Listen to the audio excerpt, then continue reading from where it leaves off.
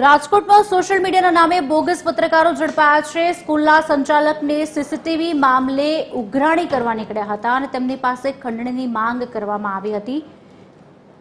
આપને જણાવી દઈએ સમાચાર। સીસીટીવી મામલે બ્લેકમેલ કરી લાખોની રકમની માંગણી કરનાર 3 પત્રકારોની ધરપકડ કરી છે। ગાંધીગ્રામ વિસ્તારની નિધિ સ્કૂલ સંચાલકના અંગત પડોનો વિડીયો વાયરલ ન કરવાના 25 લાખની ખંડણી માંગી હતી।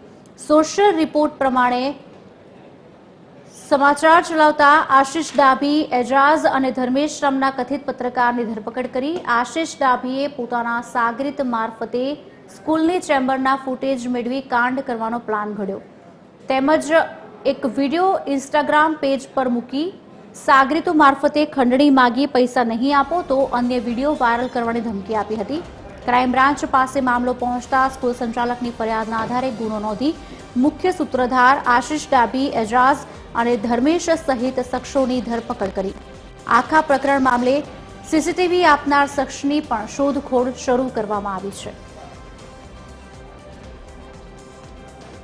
पैसानी मागणी करवामां आवी हती। अत्यारे टोटल 3 लोकोनी धरपकड़ क्राइम ब्रांच द्वारा आ ट्रेप करीने करवामां आवी छे, जेनी अंदर धर्मेश नामनो एक व्यक्ति है, एजाज नामनो एक व्यक्ति है और आशीष डाभी नामनो एक व्यक्ति है।